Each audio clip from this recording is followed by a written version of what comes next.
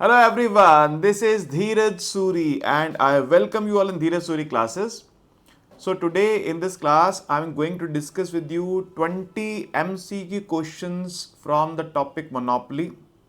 और ये क्वेश्चंस आपके काम आएंगे अगर आप CUET PG इकोनॉमिक्स की प्रिपरेशन कर रहे हैं या IIT जैम इकोनॉमिक्स की प्रिपरेशन कर रहे हैं, क्योंकि मैंने उन्हीं एग्जामिनेशन के पॉइंट ऑफ व्यू से क्वेश्चंस ये लिए हैं। ये क्वेश्चंस बेसिकली उन एग्जाम्स के कुछ PYQs में से लिए हैं और कुछ ऐसे टॉपिक्स हैं जिससे मुझे लगता है क्वेश्चन जो बन के सामने आ सकते हैं वो मैंने यहाँ पे आपके सामने रखे हैं। तो क्वेश्चन स्टार्ट करते हैं। देखिए, ये 20 क्वेश्चंस करने के बाद फिर मुझे लगता है कुछ और आपको मोनोपोली में कम से कम करने की खास ज़रूरत नहीं रहेगी। सब कुछ इसके अंदर मैं कवर कर रहा हूँ ऑलमोस्ट। और दूसरी बात, अगर ये लेक्चर आप यूट्यूब पे देख रहे हैं और आपको ये PDF चाहिए जिसमें ये क्वेश्चंस हैं, तो आप यूट्यूब पे यहाँ पे नीचे कमेंट कर दीजिएगा या नीचे जो मेरा नंबर है व्हाट्सएप पे, मुझे व्हाट्सएप पे लिख दीजिएगा आपको PDF चाहिए और मेरी टीम आपको PDF भेज देगी। राइट, चलिए स्टार्ट करते हैं। देखिए जी, फर्स्ट क्वेश्चन क्या कह रहा है आपको, कह रहा है a natural monopoly is said to occur when. First topic भी नेचुरल मोनोपोली का लिया है मैंने यहाँ पे। देखिए, नेचुरल मोनोपोली हम किसको बोलते हैं? हम उसको बोलते हैं नेचुरल मोनोपोली जहाँ पर फिक्स कॉस्ट ज़्यादा होती है, इनिशियल फिक्स कॉस्ट बहुत ज़्यादा होती है, इस वजह से कोई नई फर्म वहाँ पे इजीली एंटर नहीं कर पाती है। और फिक्स कॉस्ट अगर ज़्यादा होती है तो वहाँ पे जो आपकी एवरेज टोटल कॉस्ट है वो डिक्रीजिंग आ जाती है। टोटल फिक्स कॉस्ट बहुत ज़्यादा होती है जिस वजह से जो एवरेज टोटल कॉस्ट है जैसे आउट बढ़ेगा वो कम होती जाएगी। भाई ATC क्या होती है? ATC होती है total fix cost plus total variable cost by Q. अब क्योंकि ये जो टोटल कॉस्ट बाय क्यू हो जाता है, टोटल फिक्स कॉस्ट बहुत बड़ी क्वांटिटी होती है, इसलिए जैसे क्यू बढ़ेगा तो TFC बाय क्यू छोटा होता जाएगा। ये जो है छोटा होता जाएगा, ये तो कांस्टेंट नंबर आ जाएगा और ये डिक्रीज करता जाएगा, छोटा होता जाएगा जैसे जैसे आप क्वांटिटी इंक्रीज करते हैं। तो ATC जो होती है वो डिक्रीजिंग आती है, ये इसका फीचर ध्यान रखिएगा। तो natural monopoly said to occur when long run average cost is U shape. नहीं जी, यू शेप नहीं होती है।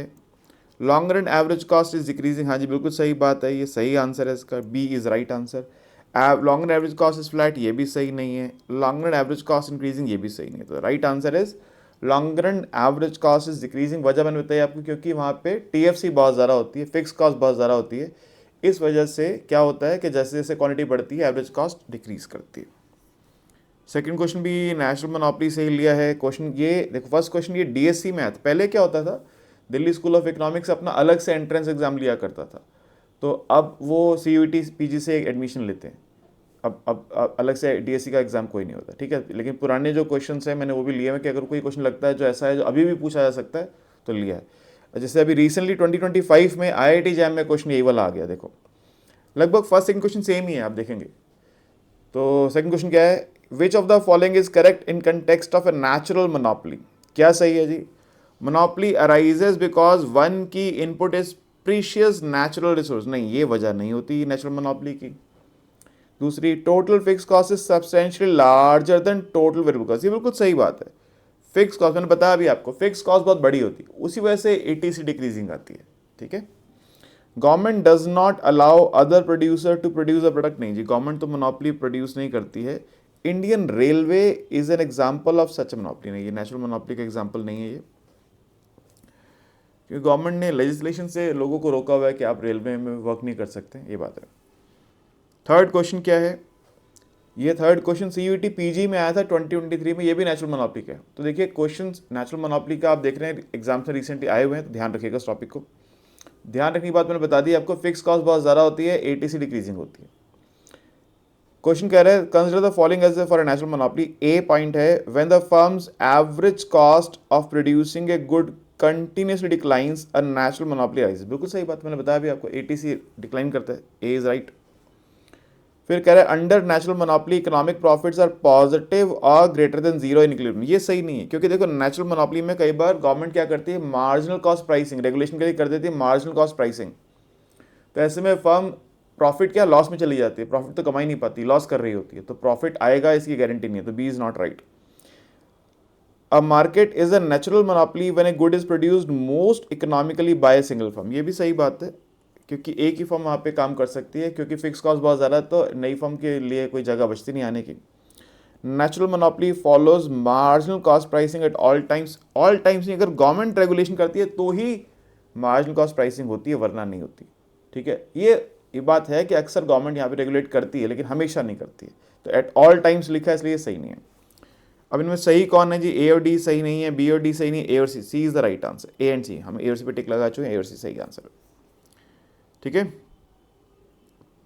अब एक टॉपिक है positive and negative effects of MR. बच्चे मार्जिनल रेवेन्यू पढ़ते हैं मगर इस टॉपिक में जब क्वेश्चन सामने आता है तो वो कंफ्यूज रहते हैं, ये क्या हो गया। देखिए बेसिकली क्या होता है, जो हमारा एमआर है, टोटल रेवेन्यू क्या होता है? टोटल रेवेन्यू होता है पी इंटू क्यू, और एमआर क्या होता है? एमआर होता है derivative of total revenue with respect to Q. यानी एमआर क्या है?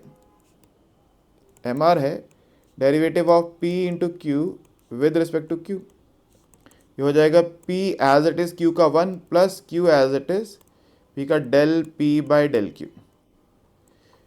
देखो प्राइस तो पॉजिटिव क्वांटिटी होती है, पॉजिटिव इफेक्ट है ये, दिस इज पॉजिटिव इफेक्ट। मगर आप जानते हैं कि ये del P by del Q normal good है अगर, तो ये नेगेटिव होता है। क्यू पॉजिटिव है, del P by del Q negative है, तो ये पूरा इफेक्ट क्या होगा? नेगेटिव होगा। ये नेगेटिव इफेक्ट है, नेगेटिव इफेक्ट। तो यानी एमआर में दो चीज़ों का एडिशन हो रहा है, एक पॉजिटिव और एक नेगेटिव। तो एक पॉजिटिव इफेक्ट है और एक नेगेटिव इफेक्ट है, ये बात ध्यान रखिएगा। अगर P बड़ा होगा, इस फर्स्ट टर्म बड़ी होगी, इफ P इज बिगर, अगर ये P बड़ा, ये एक सेकंड ये लेते हैं, अगर ये P बड़ा होगा, इफ P इज बिगर तो MR पॉजिटिव आएगा, और अगर ये टर्म बड़ी होगी तो MR नेगेटिव आएगा। ये बात ध्यान रखनी है आपको। अब देखो क्या कह रहा है, for if the inverse demand function P is A minus B Q, the negative effect on revenue for any Q is represented by. अब बच्चा अगर पढ़ के नहीं गया पॉजिटिव इफेक्ट नेगेटिव इफेक्ट, तो मतलब वहाँ जाकर कंफ्यूज होगा नेगेटिव इफेक्ट क्या है जी। ये बात ध्यान रखनी है आपको। हमने लेक्चर में आपको पढ़ाया है क्या है पॉजिटिव इफेक्ट, क्या है नेगेटिव इफेक्ट, अभी बता दिया मैंने आपको। तो नेगेटिव इफेक्ट है Q into del P by del Q. Demand function मेरे पास है A minus B Q, P is equal to A minus B Q. तो यानी del P by del Q क्या होगा? वो होगा माइनस बी। नेगेटिव इफेक्ट क्या है? नेगेटिव इफेक्ट है Q into del P by del Q, यही है negative effect, Q into del P by del Q. यानी ये होगा Q into minus B, so it is minus B Q. Negative effect is minus B Q, B is the right answer. ठीक है, fifth question देखिए। A monopolist faces an inverse demand curve PQ if the price effect negative price effect negative effect भी होता है exactly offsets the positive effect of selling an additional। क्योंकि price effect में क्या होता है? प्राइस बढ़ता है, डिमांड कम होती है, इसलिए इसको प्राइस इफेक्ट बोलते हैं। अगर प्राइस इफेक्ट या negative effect exactly offsets the positive effect, यानी ये जो नेगेटिव इफेक्ट है, अगर ऐसा हो जाए कि negative effect is exactly equal to positive effect, if PE is equal to NE, यानी ये दोनों वैल्यू में इक्वल है लेकिन साइन अपोजिट है। एब्सोल्यूट में इक्वल है मगर साइन में क्या है? अपोजिट है। तो यहाँ पे MR क्या हो जाएगा? MR हो जाएगा 0। सपोज ये 5 है और ये -5 है, तो 5 - 5 0 हो गया, तो MR आ जाएगा 0। MR 0 कहाँ होता है? MR 0 वहाँ होता है टोटल रेवेन्यू मैक्सिमम होता है। ठीक है ना, ये बात ध्यान है आपको। तो price elasticity demand is infinite नहीं, जब MR 0 होता है तो इलास्टिसिटी 1 होती है। ये भी अभी बताऊंगा आपको, अभी आगे लर्नर्स इंडेक्स आएगा, मैं बता दूंगा। वैसे आप जानते हैं, फिर भी एक बार दोबारा बता दूंगा वहाँ पे। अभी याद रखिए कि जहाँ पे MR 0 होता है वहाँ पे इलास्टिसिटी डिमांड 1 होती है, तो ये गलत है, A is wrong. Marginal revenue is equal to price नहीं, प्राइस यहाँ पे तो MR 0 आ रहा है, प्राइस इक्वल नहीं आ रहा। Total revenue is at its maximum, बिल्कुल सही बात है जी, ये वाली सी सही है, क्योंकि जहाँ पे MR 0 होता है वहाँ पे TR मैक्सिमम होता है। ध्यान है आपको बात है। The firm is operating in the inelastic region of demand कर, फर्म कभी भी इन इलास्टिक रीजन में काम नहीं करती। मोनोपोली हमेशा इलास्टिक रीजन में काम करता है, इन इलास्टिक में नहीं करता। ये भी आगे आपको जब लर्नर इंडेक्स पढ़ाऊंगा मैं बता दूंगा इस बात को, ये बात ध्यान रखिए। लेक्चर में सब पढ़ाया हुआ, अभी की बात कर रहा हूँ, इस क्लास की बात कर रहा हूँ, यहाँ पे दोबारा बताऊंगा अभी जब लर्नर इंडेक्स पढ़ाऊंगा कि डी पार्ट भी गलत क्यों है। फिर देखिए कह रहा है suppose a monopolist increases output from Q to Q+1 if the absolute value of the price effect is greater than price. यानी हमने पढ़ा ना MR क्या है? MR is P plus Q into del P by del Q, ये पढ़ा है। ये नेगेटिव इफेक्ट है और ये पॉजिटिव इफेक्ट है। अगर नेगेटिव इफेक्ट बड़ा है तो क्या होगा, तो होगा ये कि एम आर नेगेटिव आ जाएगा। अगर ये बड़ा है तो इसका मतलब क्या है, एम आर आएगा नेगेटिव। एम आर के नेगेटिव होने का मतलब क्या है, एम आर क्या होता है, change in total revenue. M R negative मतलब टोटल रेवेन्यू डिक्रीज कर रहा है ना। तो अगर एम आर यहाँ पे अगर प्राइस इफेक्ट जो है वो बड़ा है प्राइस से, तो firm's total revenue will decrease. M R negative आ रहा है तो टोटल रेवेन्यू क्या होगा, डिक्रीज करेगा। ठीक है जी।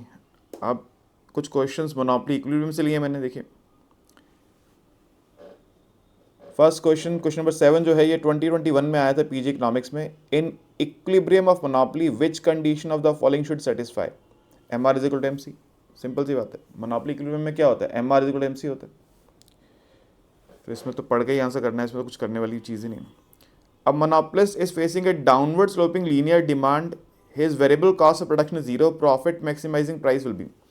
देखो क्या होगा यहाँ पे, जब एम सी जीरो होगा, कहाँ पे आता है इक्विलिब्रियम, एट इक्विलिब्रियम क्या होता है, at equilibrium we have M R is equal to M C. M C zero मतलब एम आर इज जीरो। अभी आपने बताया एम आर क्या आ रहा था, अभी निकाला था हमने एम आर। एम आर क्या आ रहा था, एम आर था P plus Q into del P by del Q.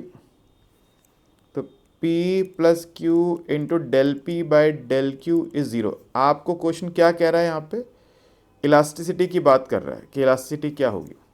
यहाँ से अगर मैं पी कॉमन ले लूँ तो I have 1 plus Q by P into del P by del Q is zero.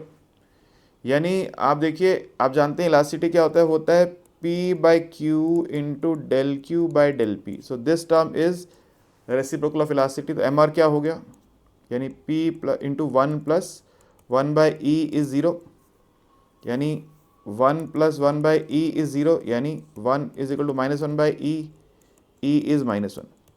यहाँ एक बात आपको ध्यान रखनी है, देखो बहुत बहुत इंपॉर्टेंट बात है, ध्यान रखिएगा, इसको भूलिएगा नहीं, ये भूल गए तो गड़बड़ बहुत हो जाएगी। देखो भाई, अक्सर आप जब इलास्टिसिटी पढ़कर आते हैं, आप क्या पढ़ के आते हैं, आप पढ़ के आते हैं इलास्टिसिटी होती है E is equal to minus P by Q into del Q by del P. और इसमें फिर आप ये बोलते हैं कि अगर E मोर देन 1 है तो डिमांड है elastic, E is equal to 1 है तो डिमांड है यूनिट इलास्टिक, और अगर E लेस देन 1 है तो डिमांड है इन इलास्टिक। ये बात आप पढ़ के आए, अक्सर अब यही पढ़ते हैं बच्चे नॉर्मली। मगर यहाँ पे ध्यान देने की बात है कि हमने यहाँ पर ये साइन जो है नेगेटिव साइन यहाँ पे लिया है ताकि हमारा इलास्टिसिटी का आंसर पॉजिटिव आ जाए। क्यों, क्योंकि del Q by del P तो नेगेटिव इफेक्ट है, वो तो नेगेटिव आएगा ही आएगा, तो माइनस माइनस प्लस हो जाएगा, आंसर हमेशा पॉजिटिव आएगा। मगर मैंने जब यहाँ पे इलास्टिसिटी का फॉर्मूला लिखा है, देखिए यहाँ पे, तो मैंने इस फॉर्मूले में नेगेटिव साइन नहीं लिया है। इसका सीधा सा मतलब ये है कि जब मैं ये फॉर्मूला यूज़ कर रहा हूँ E is equal to P by Q into del Q by del P, तो यहाँ पे डिमांड यहाँ पे elasticity of demand negative value आने वाली, पॉजिटिव नहीं आने वाली। तो यहाँ पे रूल ये हो जाएगा कि अगर मेरी जो इलास्टिसिटी है, if elasticity is less than -1 तो होगी demand elastic, if elasticity is -1 तो डिमांड होगी यूनिट इलास्टिक, और अगर इलास्टिसिटी है 0 से -1 के बीच में तो डिमांड होगी क्या, इन इलास्टिक। बस हमने उसको माइनस से, इस पूरे टर्म को माइनस से मल्टीप्लाई कर दिया, तो रिजल्ट्स उल्टे हो गए। तो यहाँ पे हमारे लर्नर इंडेक्स में और इस सब टॉपिक मोनोपोली में हम ये रिलेशन यूज़ कर रहे होते हैं अक्सर, इसलिए कंफ्यूज नहीं होइएगा इस बात को लेकर, ठीक है। क्वेश्चन पे लेकर आता हूँ वापस आपको। तो क्वेश्चन में कह रहा है क्या, 8 क्वेश्चन में, कि अगर एम सी जीरो है तो एम सी जीरो होने पर क्या रहा था मेरे पास, एम सी जीरो पे आ रहा था E -1। E -1 मतलब क्या है, E -1 मतलब है demand is unit elastic, demand क्या है, यूनिट इलास्टिक है, ठीक है। तो lie in the strictly inelastic region, ये गलत है। Lie in the strictly elastic region, ये भी गलत है। B at unitary elastic point of demand, बिल्कुल सही है जी। तो जहाँ पे एम सी जीरो तो वहाँ पे M R zero, M R zero तो E is equal to -1, E -1 मतलब डिमांड इज यूनिट इलास्टिक, ठीक है, क्लियर, ओके। 8th क्वेश्चन में क्या कह रहा है, a monopoly faces the demand curve P is equal to 8 minus Q, the monopoly has a constant unit cost equal to 5 for Q less than 2 and constant unit cost equal to 3 for Q more than 2। तो यहाँ पे देखो, अगर Q quantity आपकी जो है equilibrium quantity का 2 या 2 से कम है तो MC होगी 5, अगर क्वांटिटी 2 से ज़्यादा तो MC होगी 3। तो आउटपुट क्या होगा ये चेक करना है, आइए देखते हैं। तो जगह नहीं बची इस पेज में, तो ऊपर जगह है, यहाँ कर लेते हैं। चलिए मेरे पास P क्या है, P is 8 minus Q, P is 8 minus Q, यानी टोटल रेवेन्यू आएगा मेरा क्या, 8Q minus Q square. So MR is 8 minus 2Q। अब यहाँ पे कह रहा है कि अगर क्वांटिटी 2 से कम है तो ये MC होगी, 2 से बड़ी है तो ये MC होगी। दोनों केस ले लेते हैं।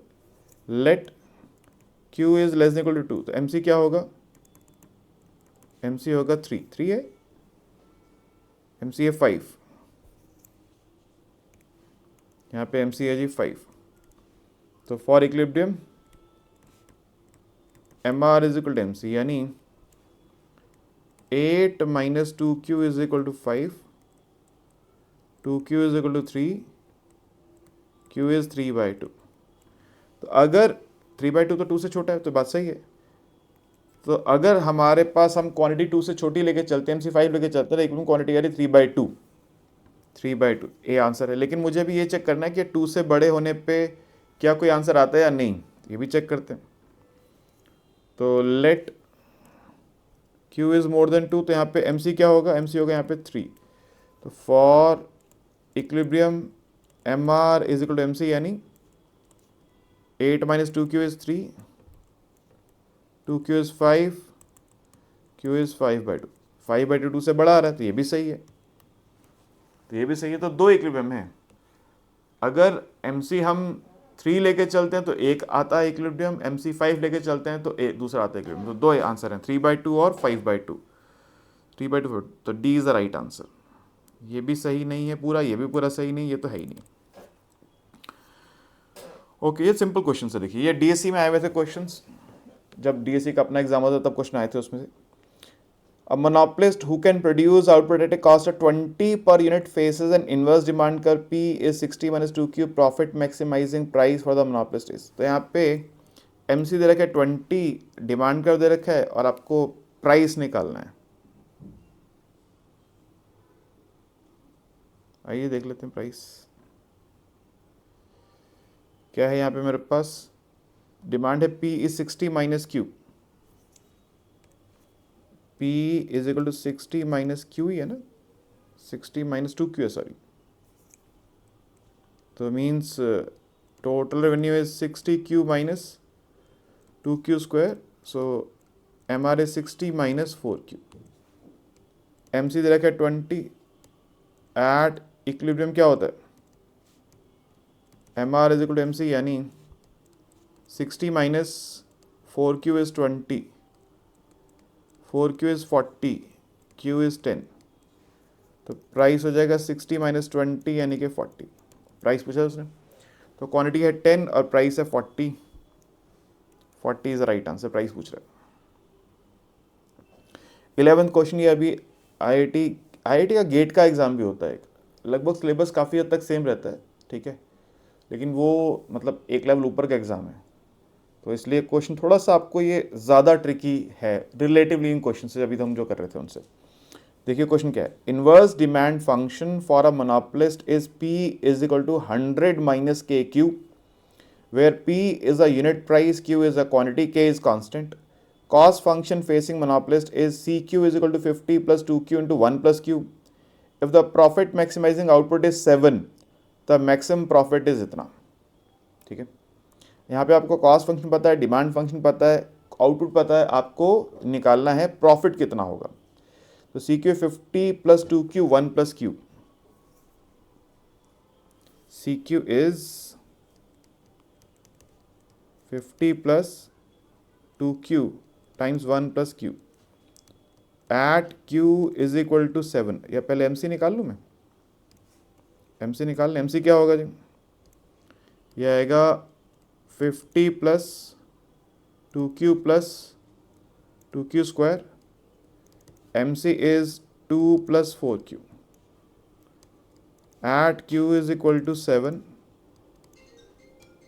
MC इज 2 प्लस 28 यानी कि 30।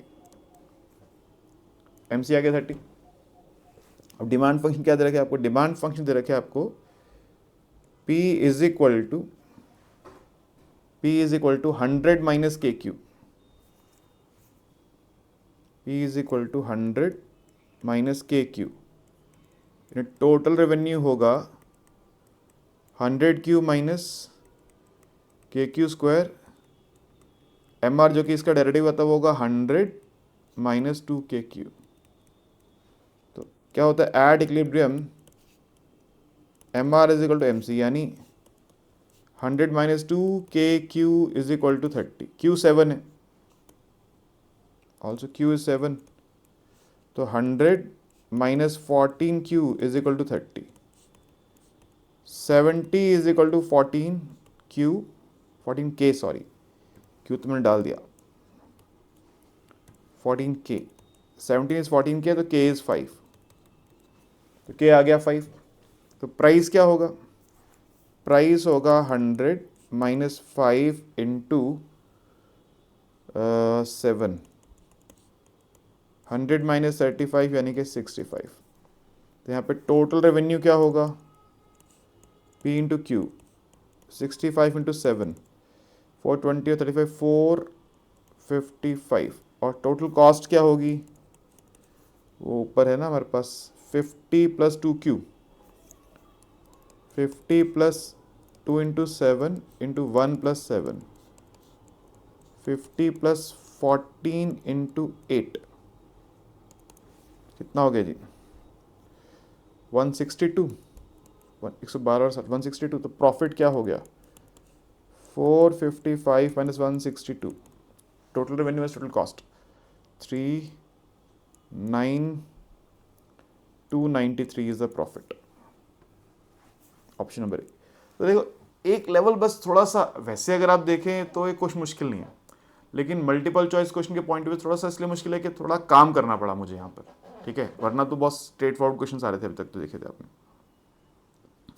ये 12th क्वेश्चन ये आया था IIT जैम में 2021 में। ये क्या कह रहा है देखिए, कह रहा है monopoly canteen serves packed meals to 2 groups of consumers, Group X and Group Y. The demand for packed meals for X and Y are QX is 200 minus 4P, QY is 300 minus P। दोनों से same price charge कर रहे हैं मगर दोनों की demand function अलग अलग है। P यूनिफॉर्म प्राइस है, कॉस्ट ऑफ प्रोड्यूसिंग यानी मार्जिनल कॉस्ट 50 है, तो आपको मैक्सिमम P बताना है, P बताना है जहाँ पे मैक्सिमम हो रहा है उसका प्रॉफिट। कौन सी शीट खाली है, ये इस पर कर लें। Q होगा मेरे पास QX प्लस QY,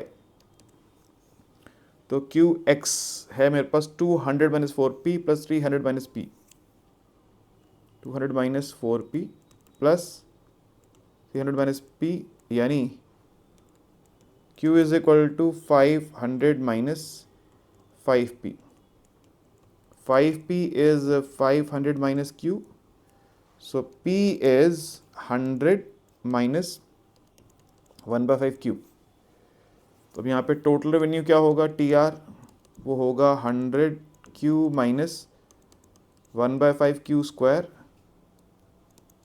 MR होगा मेरे पास 100 माइनस 2/5 Q, और MC क्या दे रखा है, MC है 50, MR is equal to MC करेंगे, यानी 100 minus 2/5 Q is equal to 50. 50 is 2/5 Q. Q is 125. Q आ गया 125। तो P क्या हो गया, P is 100 minus 1/5 into Q, 100 minus 25, तो प्राइस है 75। इसमें थोड़ा सा वर्क है करने के लिए, अदरवाइज क्वेश्चन में कुछ डिफिकल्टी तो नहीं है, क्वेश्चन स्ट्रेट फॉरवर्ड है, ठीक है। अच्छा, हमने आपको मल्टीप्लाइंट मोनोपोली भी कराया है, उसके क्वेश्चन भी कुछ ऐसे ही सॉल्व होते हैं अगर आपको ध्यान हो तो। अब बात आती है लर्नर इंडेक्स की। देखो भाई, लर्नर इंडेक्स में हम क्या पढ़ते हैं हम लोग, लर्नर इंडेक्स में ये पढ़ते हैं कि जब मोनोपोली का आएगा इक्विलिब्रियम तो वहाँ पर एक मोनोपोली पावर है जिसकी वजह से वो प्राइस MC से ऊपर चार्ज कर सकता है। कैसे, देखो आपने मेरे साथ पढ़ा अभी अभी कि MR जो होता है, MR it is P times 1 plus 1 by elasticity. और ये बात ध्यान रखिएगा जो मैंने बताई थी आपको कि इलास्टिसिटी वाला जो लॉजिक बताया था कहाँ गया, यहीं बताया था, कहाँ गया, कौन सी शीट में चला गया वो, हाँ ये रहा। हम ये लॉजिक लेके चल रहे हैं इलास्टिसिटी वाला, हमने यहाँ पे नेगेटिव साइन नहीं लिया है, तो elasticity P by Q del P by del Q, यानी इलास्टिसिटी हमेशा नेगेटिव आएगी। तो यूनिट इलास्टिक तब होगा जब ई -1 होगा, और ई <-1 पे क्या होगा, इलास्टिक डिमांड। ये बात ध्यान रखिएगा प्लीज़। एम आर है पी टाइम्स 1 + 1 / ई। क्या आता है इक्विलिब्रियम पे, for equilibrium we put M R is equal to M C, यानी P times 1 + 1 / E is equal to M C. ठीक है, ये ऐसा कह लीजिए 1 + 1 / E is equal to M C by P. ये ऐसा कह लीजिए 1 - mc बाई पी इज -1 / ई। ये ऐसा कह लीजिए p - mc by P is -1 / ई। इसको बोलते हैं थंब रूल फॉर प्राइसिंग। क्या बोलते हैं इसको, थंब रूल फॉर प्राइसिंग। इसमें से ये जो पार्ट है इसको बोलते हैं कि हम लर्नर इंडेक्स। क्या बोलते हैं इसको, we call this as Lerner index, इस पार्ट को। और इसमें भी ये जो p - mc है इसको बोलते हैं, क्या इसको बोलते हैं हम लोग, मोनोपोली पावर। अब समझिएगा ज़रा, जब फर्म परफेक्टली कॉम्पिटिटिव मार्केट में काम कर रही होती है तो उसको प्राइस कितना चार्ज करना पड़ता है, इतनी मार्जिनल कॉस्ट है, P = MC होता है। मोनोपोली पावर फर्म को पावर देती है, मोनोपोली फर्म को पावर देती है जिससे वो मार्जिनल कॉस्ट से ज़्यादा प्राइस चार्ज कर सकती है। तो जितना प्राइस MC से ज़्यादा है उतनी फर्म के पास पावर है, इसलिए इसको बोलते हैं P - MC को क्या बोलते हैं, मोनोपोली पावर। ठीक है, अगर P और MC इक्वल हो गए तो मोनोपोली पावर है ही नहीं कुछ भी, फिर तो आप कॉम्पिटिटिव फर्म में। और ये P - MC बाई P है, इसको बोलते हैं लर्नर इंडेक्स। और इस पूरे फॉर्मूला को P - MC by P is -1 / इस पूरे को बोलते हैं हम लोग क्या, थंब रूल फॉर प्राइसिंग या इन्वर्स इलास्टिसिटी रूल। इसका मतलब ये है कि जो मोनोपोली पावर है ना हमारी, मोनोपोली पावर, इसका इलास्टिसिटी के साथ इन्वर्स रिलेशनशिप है। इलास्टिसिटी जितनी ज़्यादा होगी मोनोपोली पावर उतनी कम होगी, इलास्टिसिटी जितनी कम होगी मोनोपोली पावर उतनी ज़्यादा होगी। ठीक है, एक चीज़ और भी है, वो ये है कि फर्म कभी भी यहाँ पर ऐसी जगह काम नहीं कर सकती जहाँ पर डिमांड जो है वो इनइलास्टिक हो। डिमांड क्या हो, इनइलास्टिक, वहाँ फर्म काम नहीं कर सकती। क्यों नहीं कर सकती, इसको भी देख लेते हैं। एमआर था ये, इसको भी देख लेते हैं। देखिए, इसके लिए ये रूल ध्यान रखना पड़ेगा कि जब डिमांड इनइलास्टिक मतलब इलास्टिसिटी जो है वो -1 से बड़ी है, 0 से छोटी। ठीक है, तो देखो, if demand is inelastic, that is E is greater than -1, तो MR क्या होता है, MR होता है P टाइम्स 1 + 1 / E। अगर E -1 से बड़ा है, कोई नंबर अज्यूम कर लो -1 से बड़ा और 0 से छोटा, suppose let E is -1/2, MR क्या होगा, P टाइम्स 1 -1/2 अगर ले रहे हैं, 1 - 1/2। ठीक है, नहीं रुकिए, एक ये 1/2 नहीं है, ये है आपका 1/1/2, यानी P टाइम्स 1 - 2 यानी -P। MR नेगेटिव आ जाएगा, मगर इक्विलिब्रियम के लिए MR तो MC के इक्वल होना चाहिए, है ना। तो MR नेगेटिव, MC तो नेगेटिव, कॉस्ट तो कभी नेगेटिव नहीं हो सकती। MR आपने नेगेटिव कर दिया, कॉस्ट नेगेटिव होगी नहीं, तो कभी इक्विलिब्रियम आएगा ही नहीं। इसलिए फर्म ऐसी मार्केट में काम नहीं करती जहां पर डिमांड क्या हो, इनइलास्टिक हो। फर्म सिर्फ वहीं काम करती है जहां पर डिमांड इलास्टिक हो, और जितनी कम इलास्टिसिटी होगी फर्म की मोनोपोली पावर उतनी ज़्यादा होगी। ये थंब रूल फॉर प्राइसिंग है। दो बातें याद रखनी बहुत इंपॉर्टेंट है। पहली बात, इफ डिमांड इज इनइलास्टिक, अगर डिमांड इनइलास्टिक है तो फर्म वहां पे काम नहीं करती है, कर ही नहीं सकती वहां पे काम। ठीक है, डिमांड अगर इनइलास्टिक है फर्म काम नहीं कर सकती। क्यों, क्योंकि वहां पे MR आ जाएगा नेगेटिव। MR नेगेटिव आ गया तो MC से इक्वेट कर नहीं पाएंगे, MC नेगेटिव कभी होता नहीं। पहली बात है, फर्म इनइलास्टिक डिमांड में काम नहीं करती, वजह बता दी।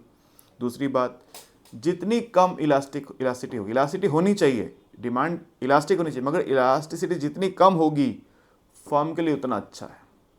यानी आप कम चाहते हैं इलास्टिसिटी, मगर उसको क्रॉस करके इनइलास्टिक रीजन में ले जाना नहीं चाहते, तो इलास्टिसिटी कम होनी चाहिए, इससे फर्म की मोनोपोली पावर ज़्यादा होगी। ये पॉइंट्स आपको याद रखने हैं। वैसे क्लास में डिटेल में पढ़ा है, फिर भी अभी लिमिटेड टाइम के अंदर जितना मैं बता सकता हूँ मैं बता रहा हूँ आपको। तो देखिए 13 में कह रहा है monopoly power refers to the ability of firm to minimise MC। नहीं जी, सेट प्राइस इक्वल MC नहीं, वो तो परफेक्ट कंपटीशन में होता है। सेट प्राइस अबव MC, बिल्कुल सही बात मैंने बताया भी आपको। प्राइस MC से ज़्यादा फर्म इसलिए कर पाती है, उसको मोनोपोली पावर है। A monopolist will never produce a quantity where price elastic demand is inelastic because यहाँ पे MR नेगेटिव हो जाएगा, बिल्कुल सही, मैंने अभी बताया आपको, ये प्रूफ करके भी दिखाया।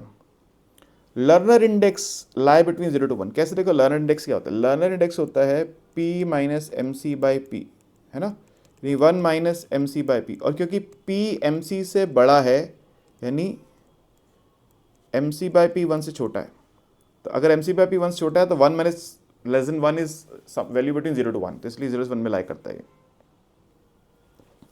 16th में कह रहा है if a firm operates in a market where Lerner index is calculated to be 0, अगर लर्नर इंडेक्स 0 हो गया, L 0 हो गया, यानी P minus M C by P 0 हो गया, मतलब P is equal to M C, तो आप परफेक्ट कॉम्पिटिशन में हो गए सर, फिर तो आपके पास मोनोपोली पावर बची ही नहीं। ये एक बात है, बस क्वेश्चन पढ़ते हैं भी आगे क्या कह रहे हैं। What can be inferred about the market structure and elasticity of demand? ठीक है, देखते हैं। The firm is a pure monopoly, नहीं बिल्कुल गलत बात है, फर्म तो परफेक्टली कॉम्पिटेटिव होगी। The firm is in perfect competition, price elastic demand is infinite, बिल्कुल सही है। देखो लर्नर इंडेक्स होता है क्या, ये होता है P minus M C by P होता है 1 बाई ई, तो अगर 0 हो गया, 0 इक्वल टू माइनस 1 बाई ई, तो ये 0 तभी होगा जब 1 बाई इन्फिनिटी हो, तो ई इन्फिनाइट हो जाएगा, तो B is the right answer. The firm has maximum monopoly power, the firm has minimum monopoly power, 0 monopoly power है फर्म के पास यहाँ पे, अगर L 0 हो गया तो द फर्म इज मोनोपोली नहीं, फर्म मोनोपोली नहीं है, तो B is the right answer. Why is it, 17th question, why is it impossible for a profit maximizing monopolist to operate in the inelastic range of demand curve? बता चुका हूँ यहाँ पे MR negative होता है। टोटल रेवेन्यू मैक्सिमम होता है, नहीं जी। P would be less than MC leading to losses, नहीं जी, P MC से छोटा नहीं कह रहे हम लोग। MR नेगेटिव होता है, MR would be negative, making it impossible to equate to positive MC, ये बिल्कुल सही, C is the right answer। Learner index can not be calculated, नहीं जी, ऐसे कैलकुलेट तो कर सकते हैं मगर यहाँ पे MR नेगेटिव आ जाता है। 18th क्वेश्चन, अब देखिए ये कुछ क्वेश्चंस मैंने खुद से बनाए हैं जो मुझे लगता है कि इस तरह के क्वेश्चन एग्जाम में पूछ सकता है कभी आपसे, तो ये कर लेंगे तो आपको एग्जाम में उतनी दिक्कत नहीं होगी। अब ये क्वेश्चन फिर से IIT JAM 24 में आया था। For a profit maximising monopolies the ratio of profit margin to price, also known as Lerner index, यानी P minus M C by P, has the relationship with the price elastic demand at a profit maximising price, then which of the following statement is correct. मैं बता चुका आपको, जो Lerner index है L, उसका elasticity से inverse relation है, thumb rule for pricing, inverse elasticity rule बोलते हैं। P माइनस एम सी का इलास्टिसिटी के साथ इन्वर्स रिलेशनशिप है।